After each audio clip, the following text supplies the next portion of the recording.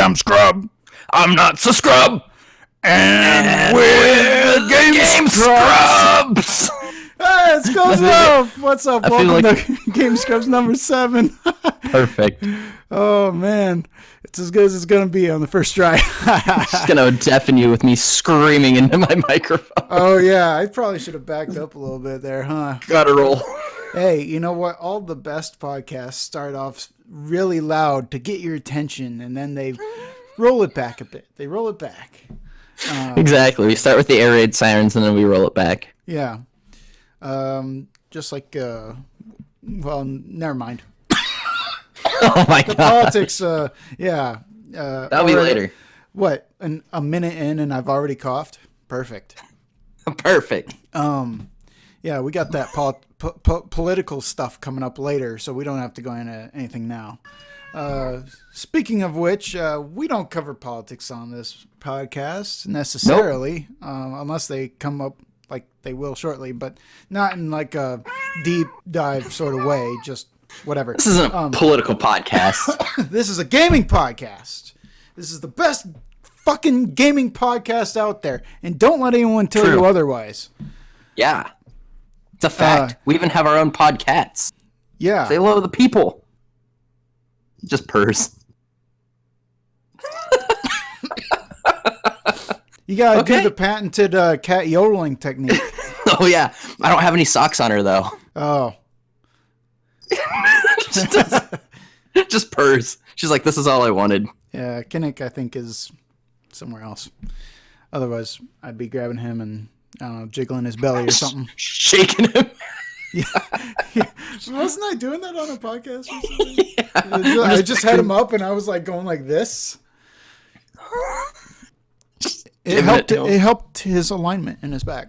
It's true. He has a wonky one, so he needed it. Yeah. This gaming podcast brought to you by Tom Steyer for President. We actually run 2 ads. Yeah. Later it'll be Michael Bloomberg. Yeah. Hi, my name is Michael Bloomberg. I'm going to have to stop and frisk you. Yeah. I'm going to have to stop and kiss you. It's like Tom Brady just tongue kisses his kids. Have you noticed that he kind of has like coconut mouth syndrome where his mouth looks like a coconut that is split open, like kind of goes like this? You know what I'm talking about? Where it just, like it just protrudes from his mouth. He looks like one of the apes in Planet of the Apes. I was going to say the like OG. One of the Canadians from South Park. That too, yeah. Anyway, that's a little off topic. We've already veered way off, but like I said, this is a gaming podcast where we covered the top gaming news of the week. Yeah, we do. And boy, we got a doozy for you today. A bunch of Animal Crossing stuff up front and some more interesting stuff up, down the pipeline. Up back. And then a nice heartwarming thing, just like what ABC News does, actually. They have a nice America Strong is what they call it. Is that what they call it? Nice. Yeah. This will NBC. This is not America Strong. This is Japanese FIFA fan strong. But that's I missed and the Today Show used to do that. They would just have Al Roker like pile drive some chili dogs. That's awesome. Then he lost all that weight, and then they decided to stop doing it just for like the sake of his body, kind of like Man versus Food. Oh, well, I don't care about my body, so can we start doing that? Like, 100%. I mean, we'll do the Sonic cast. Just pound chili dogs and onion rings.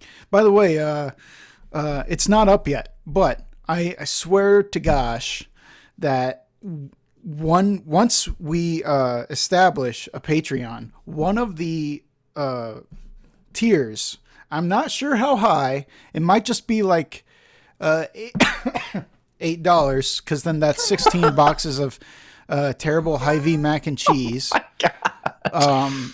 But I want to do a huge Wanger whatever 57. 57, is that right? 57. I don't know. Whatever it is. That dude had every opportunity to get his own name on Twitter. Yeah. And picked Wanger 57. And so anyway, he had the great idea of me doing a mukbang of macaroni and cheese. And Hell yeah. I mean, the thing is, if you're gonna do it, you might as well go big, right? You got to do it right. So I'm thinking we go exceptionally big. That's why I'm saying 16 boxes. Let's do it. Oh my god. It'll just be like an all-day stream where I just like look disgusting and I also eat. Why don't we do? I'll do a stream where I eat in a full-size walking taco. So it's a family-sized bag of Doritos, a pound of taco meat, a bag of shredded cheese, and a head of lettuce. Just like, I guess I could get a bag of shredded lettuce. Would you do a pound of ground beef? Oh yeah, 100%. But obviously seasoned like taco, like Yeah. Oh yeah. Yeah. yeah. Oh yeah. That's what the seasoning is actually like. For the packets, it actually says do it for a whole pound. It's like, dude, I can't eat all this. Right. It's like I need to eat a pound of taco meat. Believe me, I can. But I shouldn't. I shouldn't. I shouldn't. Do it. Do it. Later. Oh, I'll wear a Hawaiian shirt without it being buttoned. I'll look like Thor in Endgame. Yeah. I'll wear fingerless gloves too while I'm at it. Oh, thank goodness. But yeah. Anyway, so this is the best gaming podcast of all time. Don't let anyone tell you otherwise. We got some news to cover now. Yeah, we do. First up is Animal Crossing New Horizons may be getting some paid content. Update. It's an update. Yeah. Interesting. Yeah. You want to tell the kids what it means or what the speculation is? Or do you want me to? You can go ahead. All right, so the ESRB rating for Animal Crossing's New Horizons on Nintendo's website originally had mentioned in-game purchases.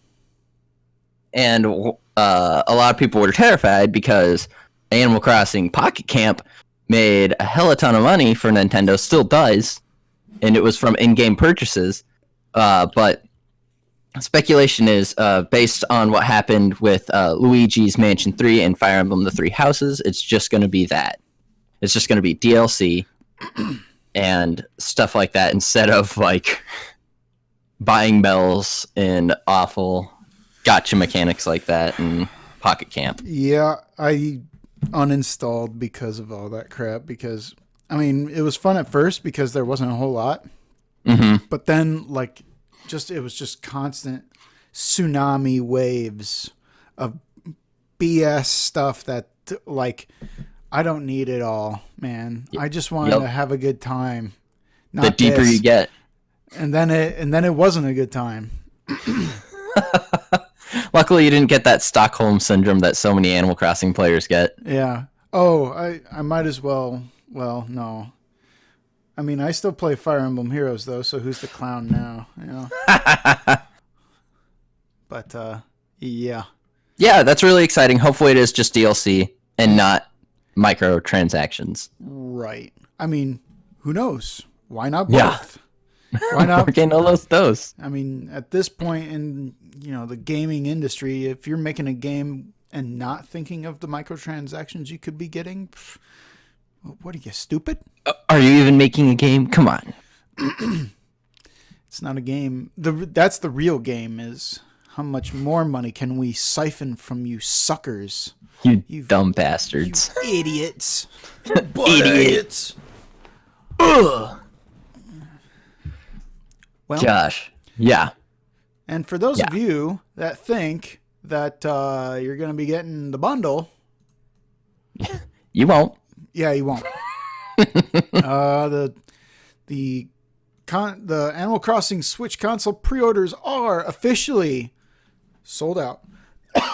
I'm guessing it's another NES situation or NES Mini situation where, I bet a couple sweaty nerds with a couple $1,000 bought up like 10 of them and are going to be like, 100%. oh, yeah, you want the Animal Crossing Switch? It's going to be like $1,000 for you. Yep, 100%. And it's just like, I don't get why people are so predatory on like the Nintendo consoles in particular, you know? Because they know. You right, Iron Lotus 77, punish me, Daddy Nintendo. Yeah. It's so true. They'll never release enough consoles to meet the demand. Yeah. Well, I actually was talking with my roommate about how the coronavirus is actually starting to affect like worldwide production of not just consoles, obviously, but just stuff. Yeah. Oh, dude, it's affecting the movie industry really hard too. It's almost like we should have like some sort of backup, like some other place that we could be making these that isn't just in China, you know? Like maybe Weird. somewhere. If only there was Diversify. somewhere else we could put people and, you know, pay them reasonably well to make these consoles. And, I mean, you know. if we had a place like that, we could. That'd be dope, but we obviously don't. That kind of place doesn't exist. Well, it does underneath the is it the Sierra Desert? Oh my gosh, yeah. Yeah, it's a sweatshop under the Sierra Desert. It's in a secret hideout bunker, right next to Area 51. Believe it or not. Exactly, yeah. And, they share walls. The government just puts underpaid workers down there.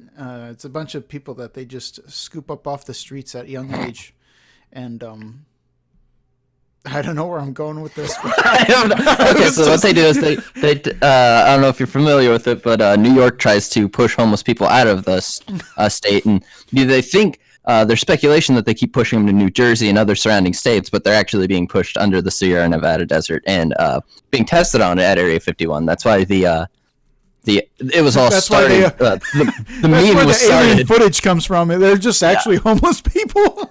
Exactly. Talking Hollow Earth down there. We are talking Hollow Earth. Oh, Yeah. man. I mean, Well- Earth is just a geode, really, You know how I know we're living in a hollow Earth? because of my hollow life. Because the Sonic movie had the best opening weekend for a game adaptation ever. Gotta go fast. Oh man, like honestly though, I think I might try and see it tomorrow. So Yeah, one of these days. I'd rather see it in theaters than not. oh, That's 100%. one where it's like, okay, Yeah. kind of like with the Detective Pikachu. I made a point to make sure that it's that I saw it in theaters because just the nostalgia was gonna be enough for me, and I know that the nostalgia is gonna hopefully get me here too. I mean, you're like one of the only people I know that had a Sega Genesis. Yeah, I know. I'm the only cool friend you have. I got it.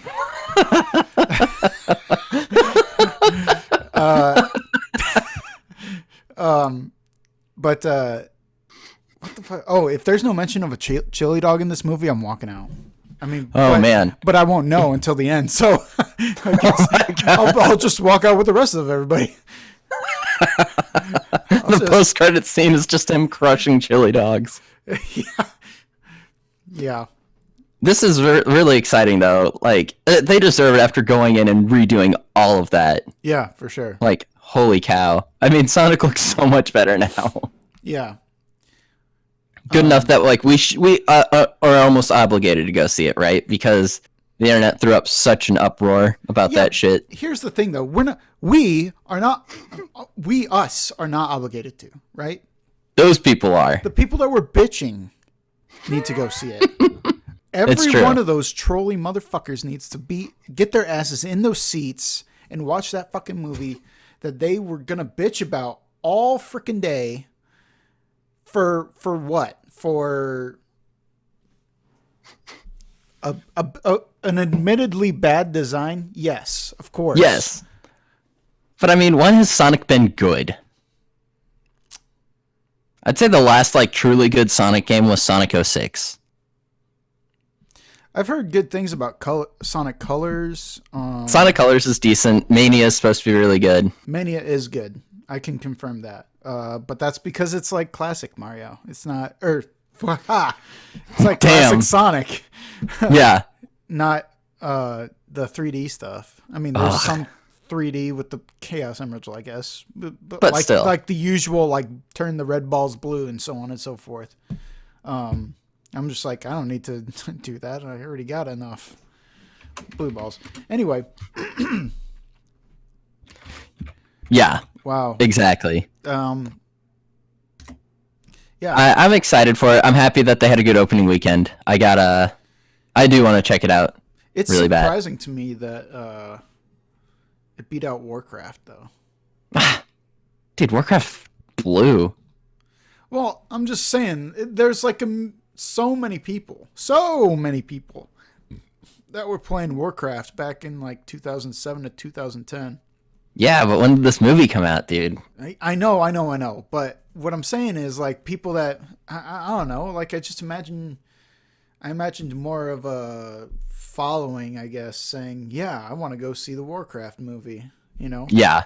Like, I don't know. I guess Wow. Sonic also is more family friendly, so it makes sense to say, oh, well, let's take our 4 family members there. Son, you're going to learn about Chaos Emeralds. Yeah. And you're going to learn the ways. Yeah. Yeah. Versus like Warcraft is more adult, I guess. Yeah, and opening weekend. I should put that in quotes. It's more adult content. Opening weekend, Warcraft didn't even do 25 million domestically. Yeah. And it wasn't even going up against bigger movies or anything like that. It was just bad. Ooh. Yeah. You know what wasn't bad, though? The work that Untitled Goose Game did at the DICE Awards. Yeah. Wild. Holy cow. Well deserved. Yeah, like insane. Just wild that happened. Mm-hmm. So what happened was Untitled Goose Game got Game of the Year at the DICE Awards, which is pretty awesome for an indie game. Yeah. It's almost like, I don't know. Fuck. No. You got it. Parasite. It's almost like Parasite winning Best Picture. Best Picture, yeah. Yeah. Just walked in there and took it. Yeah. We're looking at the full list right now of the winners. So I'm cracking up because Untitled Goose Game got outstanding achievement in character. A fucking goose. Yeah, let's go through these and maybe just have a quick little blurb about each one of them. Yeah. Outstanding achievement in game direction, Control. Heard great things. Same. I have it, but I haven't played it. So maybe that could be a stream soon. Please. Outstanding achievement in game design, Baba Is You. Okay. Hell yeah. I've never even heard of that one, I'll be honest. Same. Portable game of the year, Sayonara Wild Hearts. Is it because it's on Switch? I think it's because it's on Switch. It's gotta be. Outstanding achievement for an independent game, Untitled Goose Game. Did they get that one after winning a Game of the Year? Like that's the achievement? That was the achievement. They did it. They're like, no wonder indie games done this. Immersive reality game of the year, Pistol Whip. Okay. I like that. Immersive reality technical achievement, Blood and Truth. Well, I'm right now. You know what? I'm getting some good suggestions right here. Maybe we check out Pistol Whip and Blood and Truth, huh? 100%. Is it? It's not supposed to be virtual reality, right? It's just No. Okay. Outstanding achievement in online gameplay, Apex Legends. Well, okay, fine. I'll take it. That makes sense. Yeah, look at this, though. Yes. Strategy simulation game of the year, Fire Emblem Three Houses. I don't know about the strategy part. I mean... Yeah, no strategy whatsoever in Fire Emblem. Yeah, you go do some tea parties and I Some people do spend time doing combat, not just trying to find their waifu. yeah. Oh, Chad is saying Blood and Truth is VR only. Cal, get it anyway. Okay. Try and play it without VR. Yeah, I'll just play split screen. I don't care. There you go. Sports game of the year, FIFA 2020. Okay. Okay, cool. Okay. Okay. Role playing game of the year, The Outer Worlds. Huh. All right. Interesting choice. Racing I dig game it. of the year, Mario Kart Tour. Is that the mobile one? That is slow year in racing games. Apparently. Would have been really funny if like a Forza game came out this year and they were like Mario Kart Tour. Oh God, just gouge my eyes out. Fighting game of the year, Mortal Kombat 11. Yep. Oh yeah, that's a good. Family game of the year, Super Mario Maker 2. I'll tell you what. There is a content creator. I'm gonna give him a little shout out. His name's Ryukar. Okay. I watch like all of his Mario videos, which are basically all he does. Does he do those like stupid challenging ones? Yes, like the Nice. ROM hacks and all that. He plays. Oh my gosh. Anything and everything Mario, and That's awesome. It's really like. It's almost calming to watch him play it because I know That's just wild. It's because I know I don't have to play that. Mm-hmm. But then it like once he is able to do like the challenging thing, like for the whole way through, it's somehow like rewarding to see it. I don't know. Yeah. Hard to explain. I'm picking up what you're putting down. Yeah. So anyway, I wanted to just say that because I think Super Mario Maker 2 is awesome. It's dope. Even though even though I don't play it that much. I don't have it, or else I would play it. Adventure game of the year, Star Wars Jedi Fallen Order. Dope. Good call. Action game of the year, Control. Outstanding. Taking another. Technical achievement, Death Stranding. I'm assuming that's with the weight system and the keeping your balance bit. Makes sense. That sounds something along technically advanced for yeah.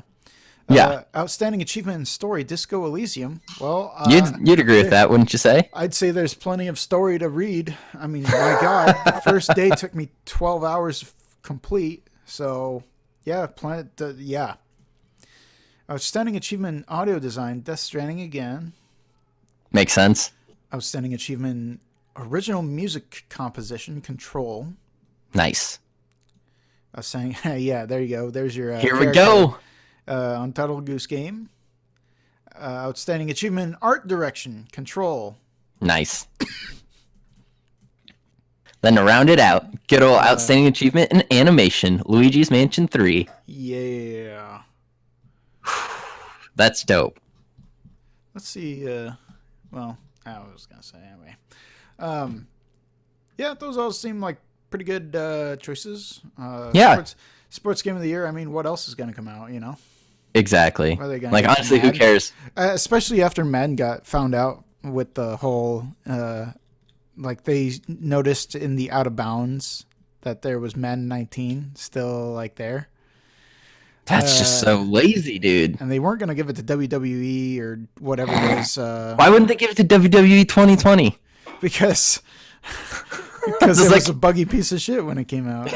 It's still a buggy piece of shit. Right, yeah. That's why I don't, I don't know.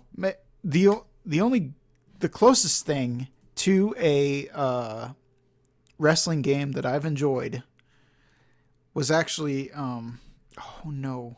Oh yeah. It was made by EA Big, and I saw it recently. Def Jam. What? Fucking Dude. Def Jam. All right, so me and Iron Lotus 77 used to play a hell of a ton of wrestling games, especially like PS2 era. Mm-hmm. Yeah, quality games. Shut Your Mouth, Bring the Pain, shit like that. Then of course there's like those good N64 wrestling games, but yeah, I don't know, man. Ever since like one person's been doing all the wrestling games, it's just like ugh, yikes. And then they fired the whole team that was working on them, and then tried to do it without him. And then, if you can believe it, it was absolute trash. But I'm not complaining or anything. Gosh. I just could never get into them because I couldn't figure out how to pin somebody. I'd have like their whole body flashing red damaged, and then I would like do the thing that they told me And to it's do, like, and it wouldn't work. How isn't it working? Just like anytime I play Smash, you know? Anyway, moving on. Steam. Oh, shit. Hang on. Before we stop talking about wrestling games. Oh. Simpsons Backyard Wrestling. Slept on game. Oh. Willie was a boss. Willie's who you played. I never played it. That I think I have it. sounds good. Oh, yeah. Oh, you betcha. You know how It sounds What's good up? in the same way that Hit and Run was a great game. Oh, God. Okay, that's on a different level, though, because Hit and Run was like a perfect game. It really It was like... Because, like, Crazy Taxi was fine. Crazy Taxi was a fun, cool game. And then Hit and Run was just a perfect version of that. Yeah. You know how I figure out what game I'm going to play next? How? Steam tells me to. With the neurons attached to my brain. God, if only. Steam adds Play Next feature to their service. Yes. So very much the way, in a similar fashion to how Netflix gives its users suggestions on what to watch next, Steam is going to be doing something similar. So if you play a game and you're like, oh, well, I'm done with this, they'll have recommendations based on your library,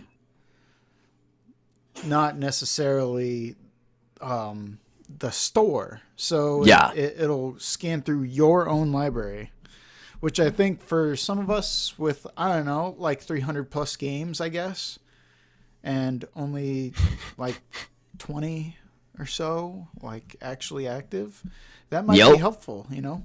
I'm not saying me. You're not saying you? No, of course not. No, you wouldn't ever do that. I know what I want to play, but it might be interesting to see what it says, though. 100%. I wouldn't mind checking that out someday. It sounds cool. Yeah. It's interesting that they're doing that. I appreciate it because they're trying to stand out from Epic, since they aren't like the sole PC. Like, I know there's other places like Good Old Gaming and stuff like that and Humble Bundle, but like so many people just fucking use Steam, so it makes sense. Yeah. To like reference it as like the go-to. So I'm happy that Epic is around, because that's the whole point of competition, is to make things, better. It's better for the consumer. Yeah. The competition raises the quality. Yep. So that's cool. We'll see how it works out for them. Yeah. The way it's going to work, though, is it's going to pick 3 games from their libraries, and users will be able to refresh those suggestions and get 3 new picks. And it'll seem wonky at first because it does depend on the size of the library. Mm-hmm. So that's basically everything to go with there. Yup. And continuing on our coverage of the PlayStation 5. Did you get an email about this? I didn't. I didn't either. What the hell? I signed up and everything. I showed everyone my all your personal information. Yeah. For what? Huh? For what? Nothing. We didn't get any news about this. Yeah. Oh. No, I didn't. Wait. No, I didn't. Okay. Yeah, no. It's not on there. It's stupid. It was all a hoax. Thank you, Ramona. A ruse. It's bullshit. Here's the deal. So Sony is reportedly battling to keep PlayStation 5 price down. But how much is down? Because the bill of materials to make it is sitting at around $450 right now. Oof. Yowza. Yeah.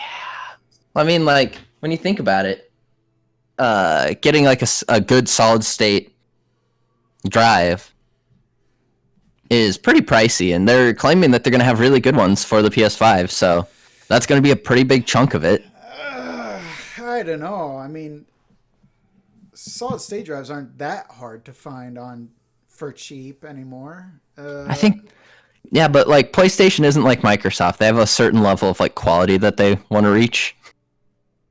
I kid. Microsoft's been crushing it with like the actual powerful consoles lately. Yeah. I don't know. I guess I just it actually going back to the conversation I was having with my roommate. He mentioned that a lot of what their R&D has gone into has been making sure that everything is staying cool.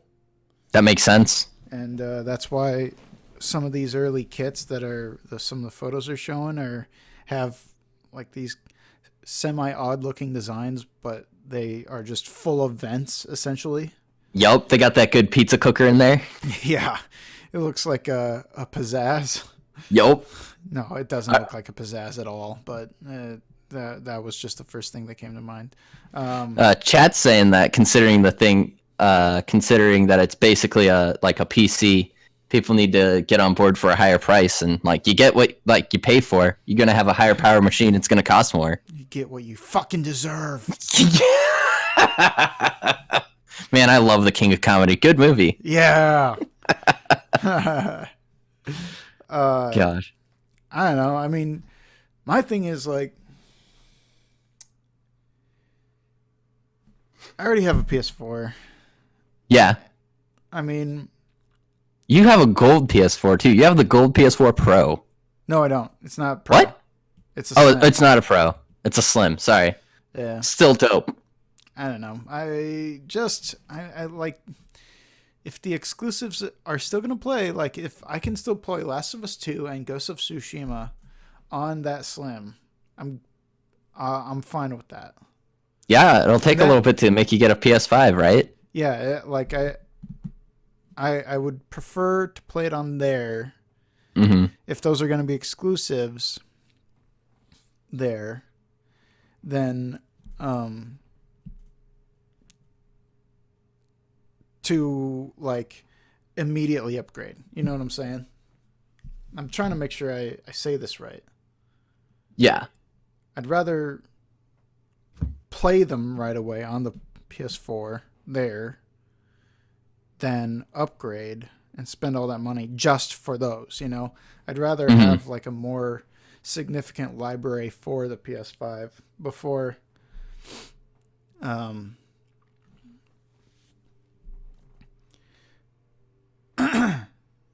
sorry, I'm getting a little distracted by chat. Maybe I'll just... I know you are. I can tell. God damn it. First day over here. Yeah. No, I'm picking up what you're putting down, though. You'd rather, if you can play it day one on your PS4, why would you buy it on the PS5? Yeah. And to be honest, who knows what sort of technical... I mean, we don't know what's going to happen with like firmware updates and whatnot day one, you know? All that stuff is always... Like, I'd rather, especially with the beginning of new generations, I'd rather just... let that stuff iron itself out first. Kind of like let the commotion die down a little bit.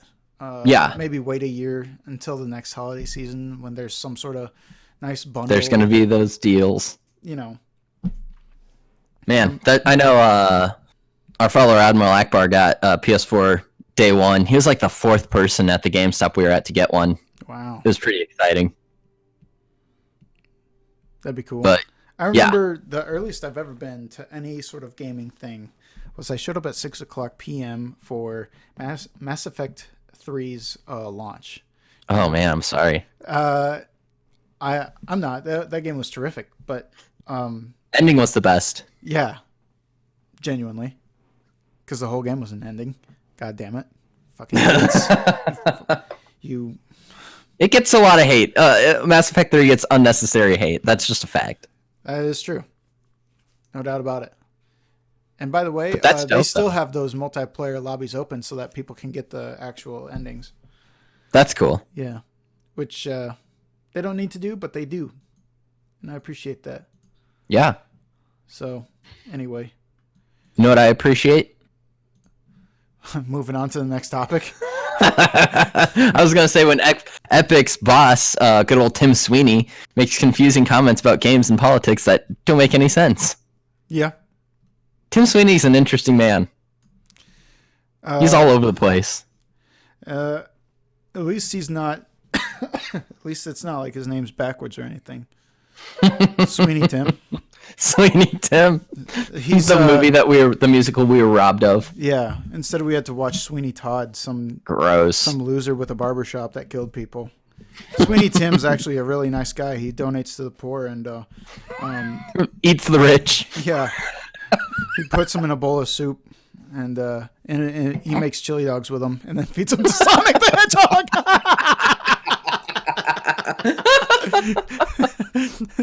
Gosh. And that's what he was talking about here. You know, he's talking about gamer rights and freedoms and the freedom to cook people up into chili dogs and feed them to Sonic the Hedgehog. He's like, I will feed the rich to Sonic. Yeah. Sonic's just like, whoa! Gotta go fast. Man, so yeah, Epic Games CEO Tim Sweeney gave the keynote speech at the DICE conference in Las Vegas, and apparently he was all over the place. Just talked about a whole bunch of different topics. And then it got a little, like, even more convoluted when he started talking about politics. Because he talked about how it's important that, like, companies stay neutral. Because he made comments about the Chick-fil-A, like, fiscally supporting anti-gay organizations. But then at the same time, like, he talks about not having companies be politically motivated at all. But then he's just like saying Epic Games supports that guy that protested, the Hearthstone player that protested the, all the shit that's going down in Hong Kong. Right. I don't think that's quite as confusing when you put it like that. No, I'm not saying it wasn't confusing. What I'm saying is, when you put it like that, it makes sense because instead of him taking a stance on it, he's saying to be neutral with regards to the cause. Let people say whatever they want, but be neutral about your stance on the cause. And let people say whatever they want. Let people everybody can have their opinion, but not the company. And hey, I'm down with it actually. Because let's be honest, the people should be the ones with the voices, not the fucking corporations. You know? Well, this crazy idea. Why? Yeah. What a wild society we live in. I'm here we once live again. in a society, Jerry. Gosh. Hello, Newman. I think it's interesting. I just thought it was funny because he specifically said that Epic supports the rights of Fortnite players and creators to speak about politics and human rights. So it's like he is saying that the company's supporting the rights of the players to say stuff like that, but that's also kind of taking a stance. Yeah. I don't know. It's hard to even voice an opinion like that without coming across like bias. Oh, 100%. Tim Sweeney's also this guy, though, that's out there buying like hundreds of thousands of acres of forest just to save him, just to sit there. Instead of like letting people go in and gut them. So like, well, it's interesting because you know where he stands as a person, at least how he presents himself. Well, yeah, and he's free to do with his money what he wants. Exactly. I think his point though is that's him acting as an individual and not as, Epic. Yeah, but because he's the CEO of Epic, people are not going to see it that way. Yeah, and that's on them. Yeah, but I think that's on them, not him necessarily. Yeah. I think people are failing to understand, and I'm glad that we bring this up and are talking about it because understanding the difference between the individual and the corporation is huge. It's absolutely gigantic. And I think him comparing, like talking about both Chick-fil-A and Blizzard, as far as like how they've handled their own stuff. Yep. It shed I mean, it's not necessarily that it sheds a light. It's just that it's how he, the individual, feels about them taking a stance when really they don't need to. They shouldn't have a say regardless. Yeah, exactly. So, I don't know. I think it's really interesting, and that title is just really dumb. Epic's boss's confusing comments about games and politics don't add up. They do. It's on the person who wrote this article to not understand that. And not only is it that person, it's the editor at Kotaku. Like, for fuck's sake, quit making clickbaity titles. I get it. Got to get them views, but come on. Yeah. I don't know. I just felt like that was lazy and dumb. Yeah, quite honestly, they framed it in the way where they were like, "Oh, he said it was okay for players to express their politics, but then marketing teams said no, we shouldn't." It's like, yeah, duh. A marketing team shouldn't do that. How hard is that to understand, you idiot? You dribbling, drooping, caved-in head, knuckle dragging, mouth breathing. I'm just imagining the like that 4chan with the drooling guy, the caved in head. Oh yeah, 100%. I don't know how to even describe it other than that, but yeah. Let's take a breath. This warms my soul. And we're gonna end on a happy note here. This legitimately made me tear up when I was reading it because it's just so wholesome. Absolutely. So, FIFA player I should have practiced this. Akito Aoki flew from Japan to the UK last week to watch his favorite team play. Now, what he didn't realize, because he only played as them in FIFA, was that his favorite team is super small and pretty niche, and quite honestly needs to go through apparently like 5 tiers to get back to the Championship League or Premier League, whatever it is. Premier League, yeah. They're 5 down from the Premier League. Let's be honest, we're not talking about football here. We're talking about soccer, okay? Yeah. No, but he played as them in FIFA and has played as them for 8 to 9 years, and he finally went after those 8 or 9 years, which is awesome. So dope. Dude, I'm going to say the quote because it just makes me so happy. I like video games, and I found Stockport County, and I chose to support Stockport County. Like, he said that he played there for 8 or 9 years, right? And he's like, but this is my first time at the Egley Park. It has been very fun, and I'm staying here in Stockport for 1 week. Like, that's adorable. Yeah. It's like ending up in, like, a town, too. It's wild. It's great to see. It is great to see, like, a smaller team get recognized and gain a fan because of FIFA. And quite honestly, I don't understand why FIFA can't.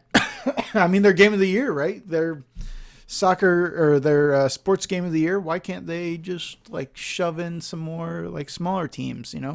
Why don't they have it be like you decide the level at which you want to play at, and crazy, or like you can have like a character that you make or that you play as, and you got to go through the different leagues and divisions to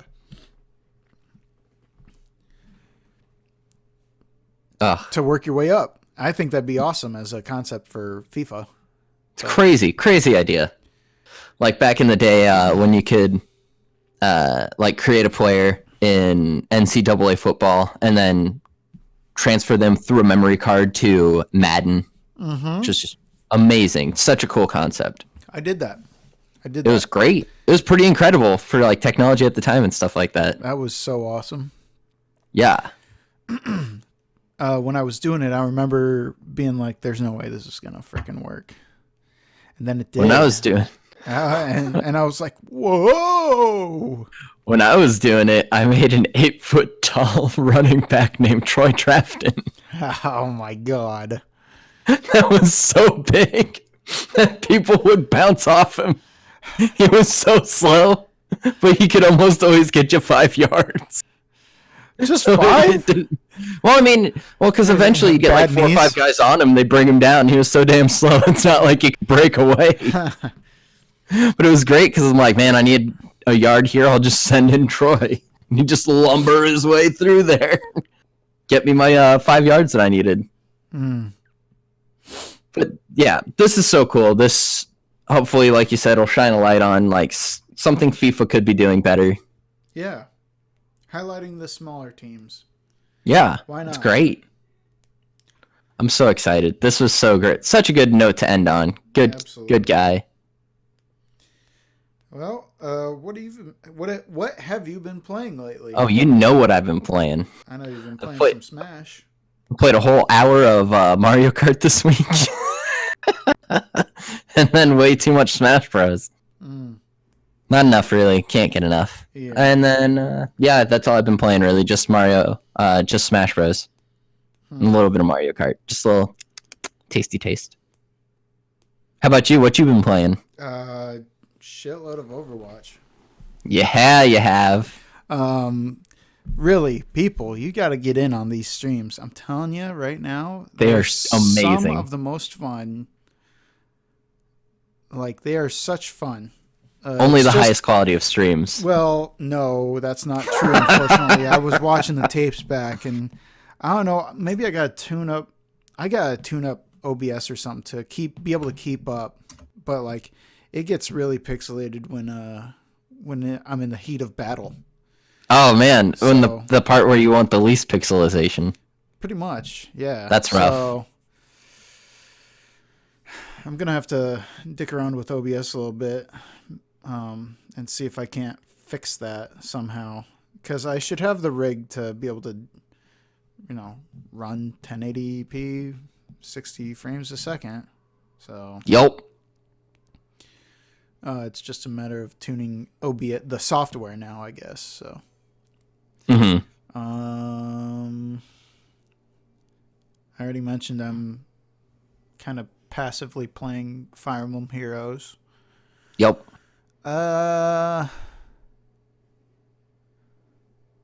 I do intend to get back to Disco Elysium. I just, I think I might just play that on my own. Yeah. I mean, honestly, it's not really a streaming game. Like, Yeah. I think Admiral Akbar may have been the most interested in it because he actually seemed to have been following along. mhm. But I think he was the only one, unfortunately, which is sad because it is an interesting game and there's interesting dynamics to it. But it is. I know, it is definitely very much more of a personal experience sort of game versus a streaming game.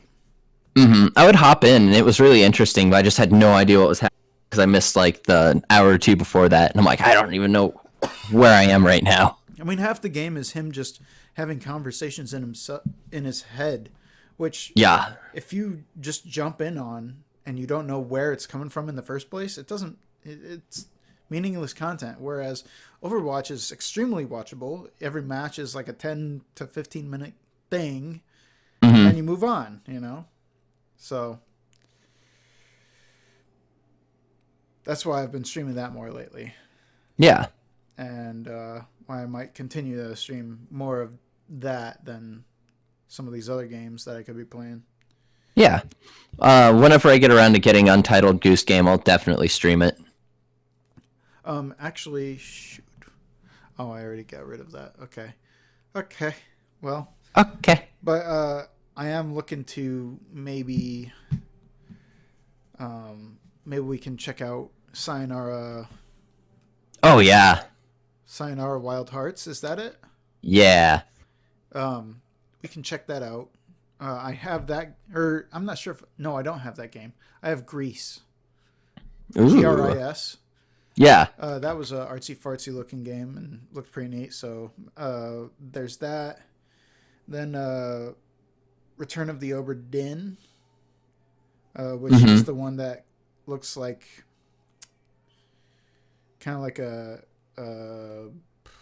3D Game Boy game sort of deal, which Nice. the aesthetic of it alone is awesome.